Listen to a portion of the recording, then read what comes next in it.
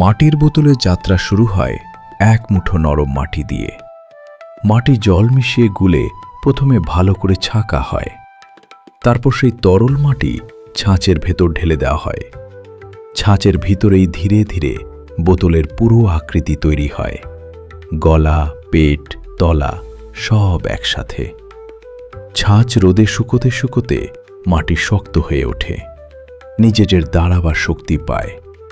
শুকালে ছাঁচ খুলে বোতল বের করা হয়। এরপর রং, পলিশ আর ক্যাপ লাগিয়ে একটা সম্পূর্ণ মাটির বোতল তৈরি হয়। মাটির বোতলের সবচেয়ে বড় উপকারিতা, এতে রাখা জল স্বাভাবিকভাবেই ঠান্ডা থাকে। ফ্রিজ বা বিদ্যুতের দরকার হয় না। জলে কোনো রাসায়নিক, টক্সিক উপাদান বা প্লাস্টিক মেশে না। তাই জল থাকে তাজা, খাঁটি ও শরীরের জন্য নিরাপদ। প্লাস্টিকের বোতল সময়ের সাথে মাইক্রোপ্লাস্টিক ছাড়ে, যা ধীরে ধীরে শরীরে গিয়ে ক্ষতি করে। কিন্তু মাটির বোতলে সেই ভয় নেই, বরং মাটির হালকা খনিজ জলকে আরও মিঠে ও স্বস্তিদায়ক করে তোলে।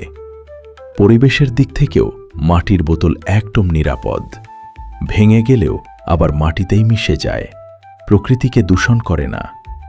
আর সবচেয়ে সুন্দর ব্যাপার, এগুলো স্থানীয় শিল্পীদের হাতে তৈরি। তাদের পরিশ্রম, দক্ষতা আর সময় মিশে থাকে একটা সাধারণ মাটির বোতলের ভেতর।